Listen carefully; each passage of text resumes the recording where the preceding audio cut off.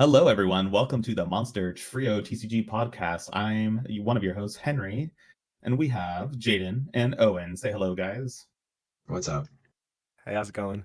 And we are about to have a brand new meta, which is going to be exciting because for the first time, we're getting cards before Japan because we're having the new starter decks come out for with OP 11's drop. So we're going to get the new Shanks deck, Bonney deck, Buggy deck, Purple Black Luffy, Blackbeard, and Yamato. So we're gonna have a crazy meta that's entirely different. We wanted to get our thoughts out there before they all come out in a week or so. Super So exciting. yeah, Do you want to go in color order? Yeah, I wanted to say though, before we even saw the spoilers, which leader were you guys most excited to see get new cards? My least, the thing I was least excited for was broken Blackbeard cards. I'm glad we didn't get super broken Blackbeard cards. The support seems cool, just not super broken. But I think my heart was in purple for sure.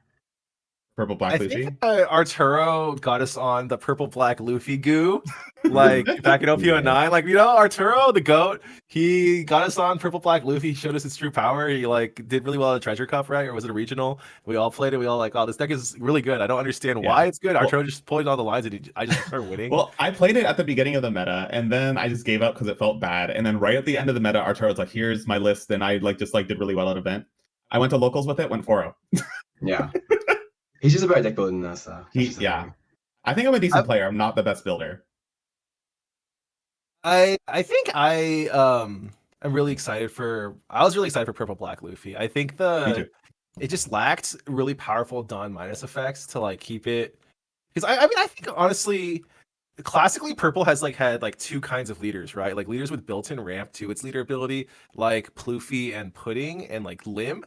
And then leaders who abuse Dawn minus effects like Reiju and RP Law. Or the OG Kaido. Or Green Purple Law. Green Purple Luffy. Yeah. And I think we all know which of these is stronger, right? I think we all know. I mean, I guess Ramp. I guess Ramp Luffy, the Blue Purple Luffy, is gonna be crazy in OP11. But I think classically, leaders with built-in Dawn minus effects that can abuse really good Dawn minus effects have been historically some of the most aggressive and because they take really strong early games, right? Mm-hmm.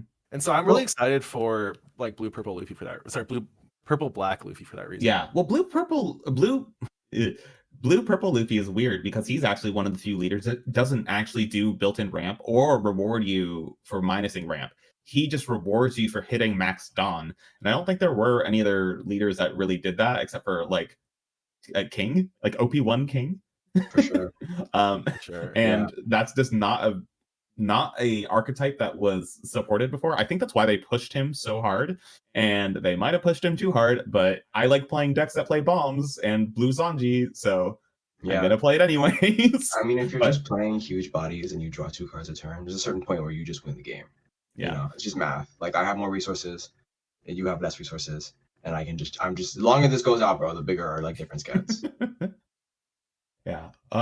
Well, anyways, we should get into the decks, but I do want to say a quick rant.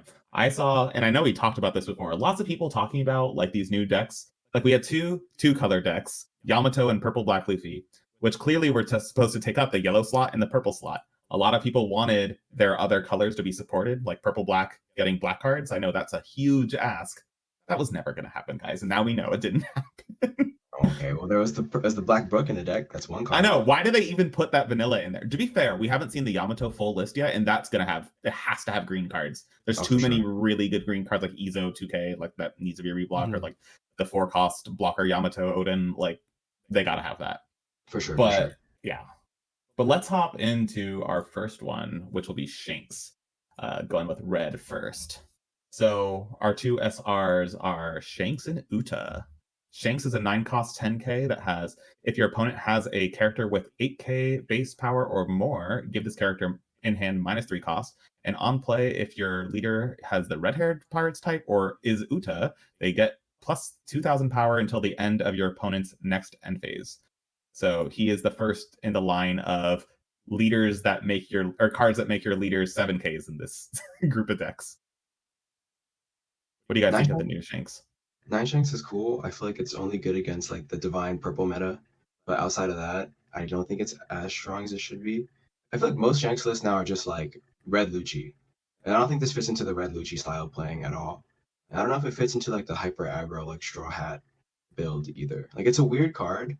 I think it's really good if you're in like the purple meta because right now I think in the East Japan's in like Divine Luffy meta where it's just purple, PG, and then Snake Man abusing everybody. So in that meta I think it's good.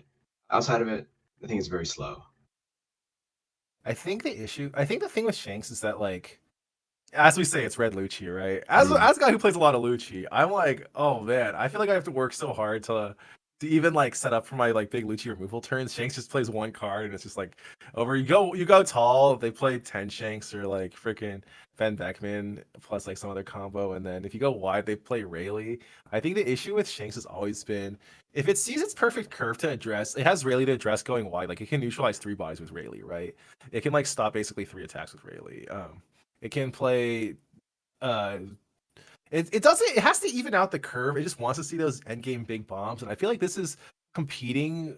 I don't know if you would add this over any existing big bombs in the end game, or you would actually take out any counter for this, because I don't feel like it has like an anti like go wide aggro response, like with I think the same niche that like Rayleigh fits in, but I don't know if it's like actually something you would put into the deck. And I don't know if I think Uta is like a sticky blocker, but I don't know like how much Well, I didn't explain value what Uta it's does getting, yet. right? I can hop into that. Oh yeah, go Just for it. really quick. So Uta is a 6-cost 4K blocker with 2K counter, and she has if you have a character that's a 10K or more, give this character in hand cost minus 4 cost. So if you have Shanks, basically, she's a 2-cost 4K blocker that has 2K counter. I actually think this duo of cards is really strange and interesting because there's two kind of problems that I think Shanks has that maybe these cards kind of solve. The first one just being it's a deck that currently most people don't use the searchers, and having more top end that you can reliably get off a searcher is nice. And also, I don't really play Shanks, so I could be wrong, but like in the late game, you usually are just playing 10k or 10 cost, 10 cost, 10 cost, 10 cost, and these two, or at least just Shanks, gives you a decent option to play a bomb to save yourself for one turn by playing a 10k body for 6. Then you have four Dawn left for counter events, or maybe like Uta and 2 counter events, so that you can survive for one more turn and then kill them. And I think if we hit a point in the meta where Shanks just needs to survive a little longer, this might achieve that. For sure. I can totally see that. I honestly wish that they brought every like number down by 1. So if your opponent has like a 7k, you make this an 8 cost and you make it a 9k power. You can play it for 5 if they have a 7. I feel like that would be a lot better. I just think it's so.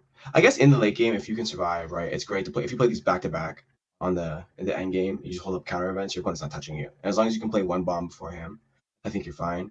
Yeah, and the defense of becoming a 7k, like again, like just you will survive one more turn. Oh, for almost sure. certainly. Especially And with that's Shanks, pretty huge. because you're an 8k for one turn. For one 7K, but yeah. fight. No, yeah. For that leader ability, yeah. I think it's good. I think the reason why they didn't give Shanks better cards in the starter deck is because in OP12 he gets like another rare, which is the 4/6 blocker Shanks. It says once per battle, discard a card, give something minus 2,000 power. Wow. Yeah. These cards are funny. It's pretty good. Blocker Shanks is good. Yeah, these cards are funny just because like red purple Uta like is it's definitely not going to come back in the meta, but it helps it immensely. Much more than Shanks. Bro, I'm tired of the Uta fans, bro. Like they're ruining everything. Why is the Shanks starter deck low key a Uta starter deck? This is false advertising. Do you want Shanks to be stronger, Jaden? I'm tired of this deck. I know it's Are obnoxious fighting Lucci, but imagine like fighting big, stupid, or like Lucci that you can't kill through combat, right? Like imagine just a way thicker Lucci. Yeah, I was really afraid when these starter decks were announced that like I was so tired of Shanks, Bonney, and Blackbeard. I'm like, man, I do not want these decks to get even stronger. So I'm quite glad to see that the Shanks one seemed fair and interesting in a different way and not overwhelming and impressive. Yeah, for sure. You want to go over the next 3 piece of trash cards? I could say them, but I think these are probably the worst of all the starter deck commons that we have. So we have Ben Beckman, a 4-cost 5k. He has 1k counter. On play, you can trash a card from your hand. If your leader is red-haired pirates, you can KO an opponent's character with a base power of 4 or less, 4k or less. I don't think this card will see any play. I am shocked this isn't like a 2k counter. Then we have a Luffy that has 1 cost, 2,000 power, 1k counter. Activate main. You can rest 1 Dawn to give up to one of your opponent's characters minus 1,000 power for the turn. Oh, so this is crazy, actually. Yeah, it might this card beats GP Luffy. Does it? Because it basically just makes it so that your Ben Beckmans, the ones that kill like 6Ks can kill all the puddings. Sanji puddings and Luffy's. Yeah. Literally, like I was testing green purple Luffy into red force Shanks. That's like not a win. That's like not a good matchup, right? Like if they can, because Shanks is really good at just popping 6Ks, right? That's it. I would rather invest the two Dawn on the stage once than play this Luffy. I thought the same thing. It's not better Red Force. Red Force you can like play early and get it for free forever. This Luffy you have to play it, use it. You have to play it early and then still pay the 1 Dawn. So you have to do it like an 8 Dawn. But it has counter. Yeah, it's counter, but then it costs you a Dawn every turn, and your deck that wants to play 10 cost bombs every turn late game. Fair. It's not terrible. This is the best of the commons, but it seems rough. I think it would be good if it didn't say you had to rest the character. Yeah. But because you have to rest the character, like I think a 1/2 that you pay 1 every turn to get like -1, you don't have to rest. Like it would be like red, you know the blue Marshall DT that Doflamingo has. It look kind of like the red version of it because you don't have to. Okay, yeah, it's sort of worse. Okay, you're right. Yeah, you guys are right. Yeah. Anyway, when I first saw it, I was like, "Oh, Red Force with counter is not Red Force with counter, bro. It's Red Force with tax." Yeah. Anyways, the last one is Yasop, which is like starter deck 1 Nami or Haruta, like just put a rested Dawn on one of your characters or leaders. Like it's fine. Disrespectful. It's fine. Disrespectful card for banning that print. It might be playable.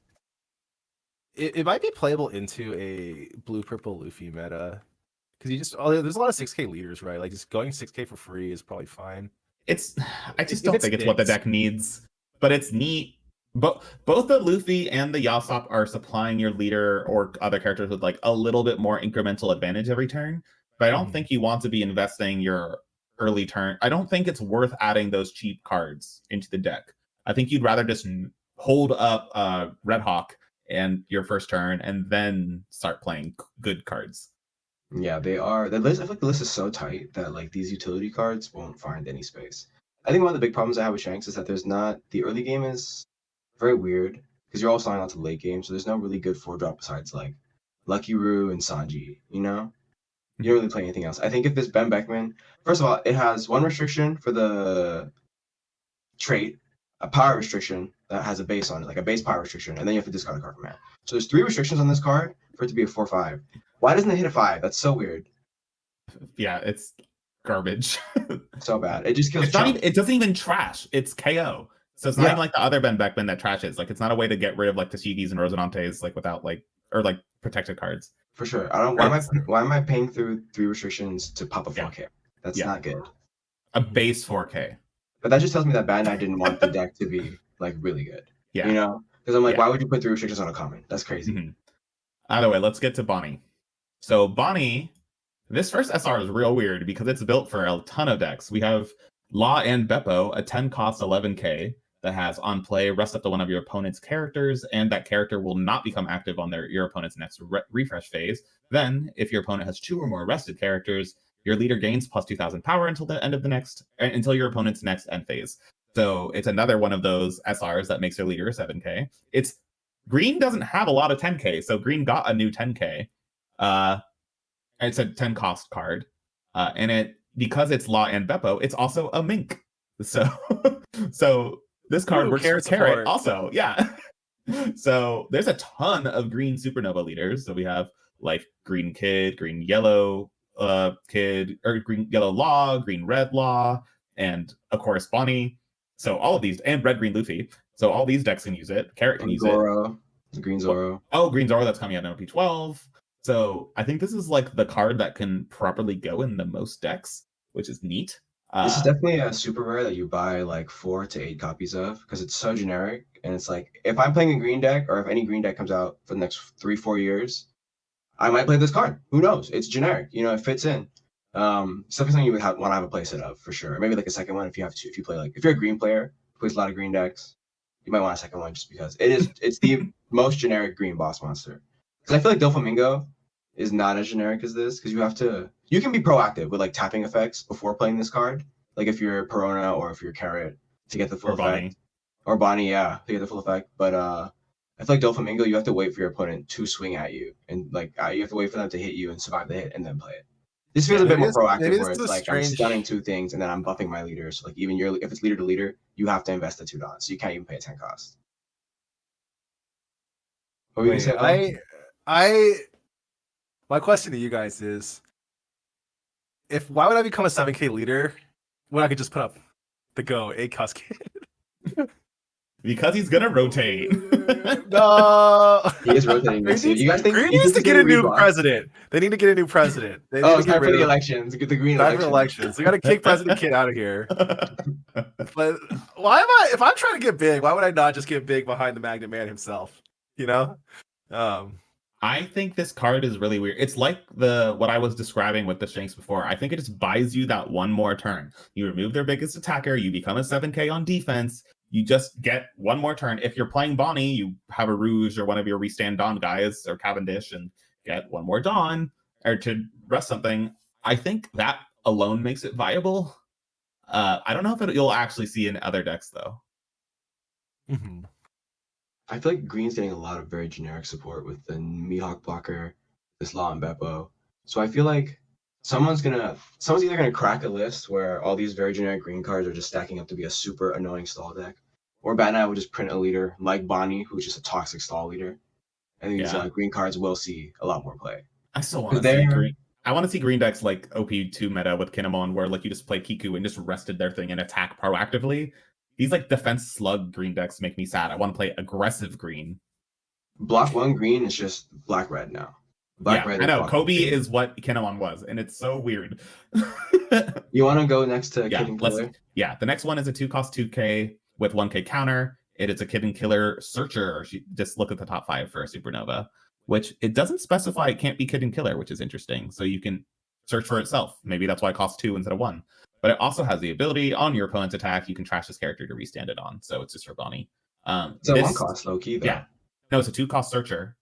No, I'm saying because you get the 1 Dawn back. For Bonnie, it's 1, yes. Yeah. But for everything else, it's 2. But for Green Yellow Law, you want that. It doesn't matter. You want something. You want a 2 Dawn play on your 2 Dawn turn, so that the next turn you're on 4 Dawn, you play a 3-cost. Then you put that last Dawn on your leader, start the engine again.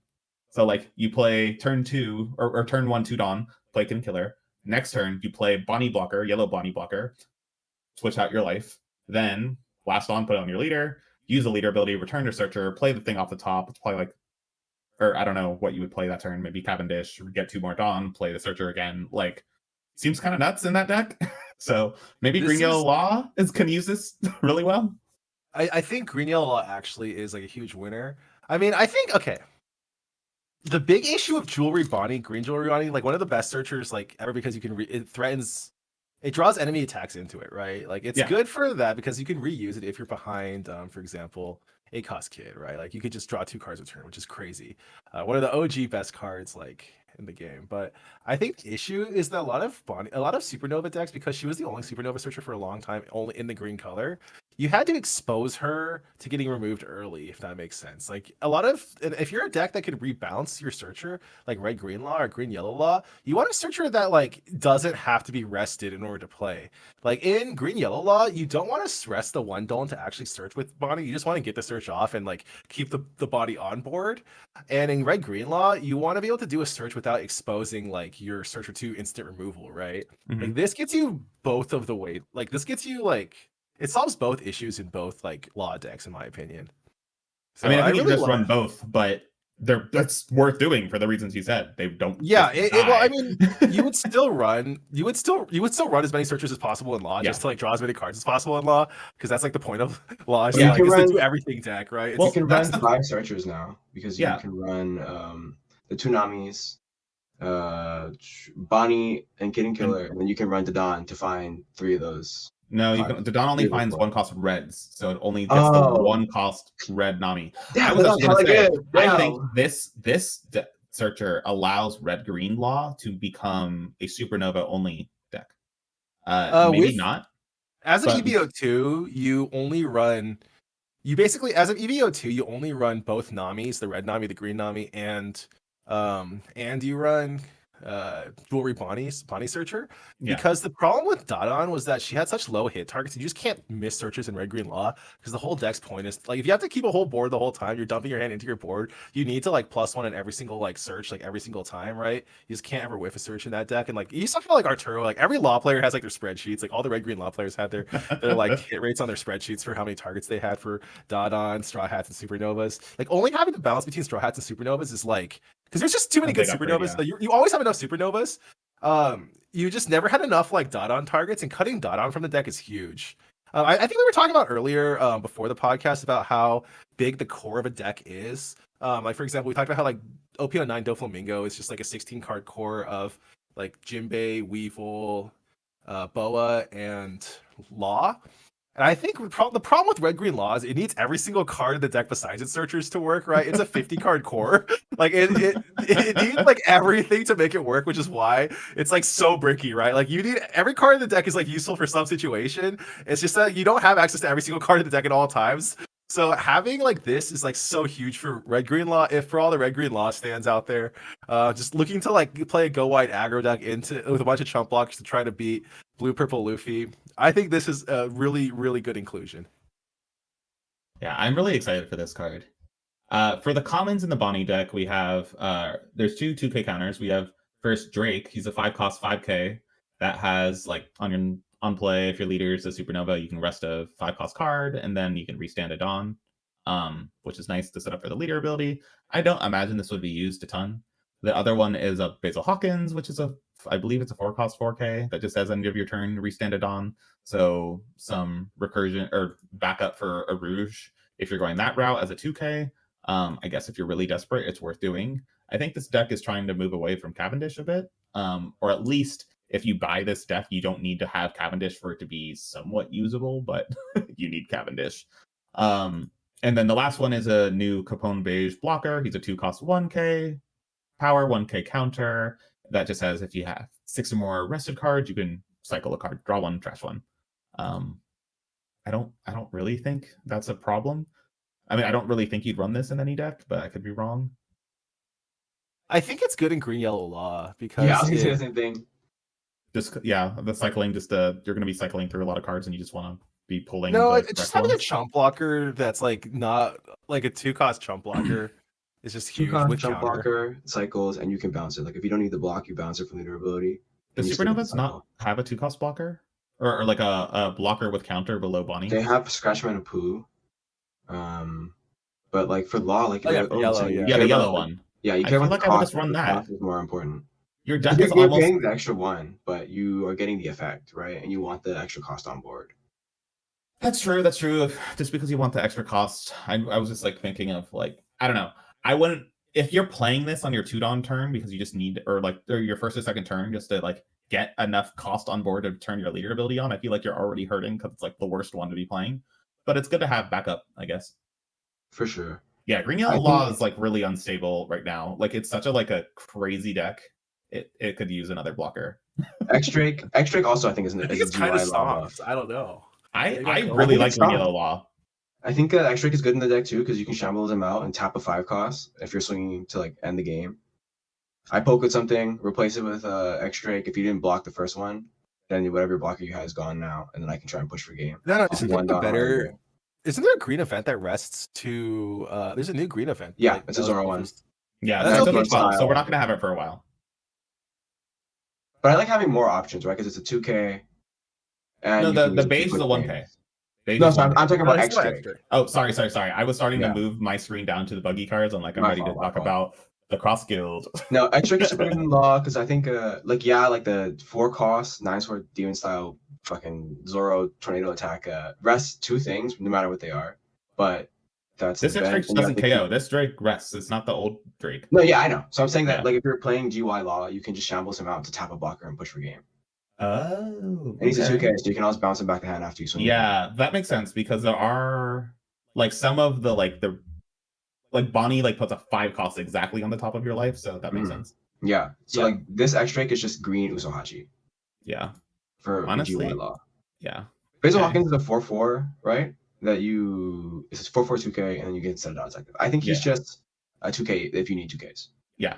Like in Bonnie, you probably run him over like Scratch Manapoo because like in case you really need the Dawn, you can play it. You know. Yeah.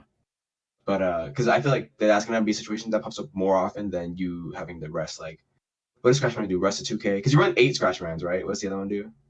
Oh, you One of use them is Uh, like rest a one dawn, of them like has a 2 on attack cost. and rest a dawn or something. Yeah, that one sucks. That's the OPL Yeah. one. I play that one versus Nami. I play him out on 2 versus Nami. Oh yeah, that's like the only matchup where it's worth doing, but it works. Yeah. Yeah. But so All he right. probably just replaces that. So that's what it is.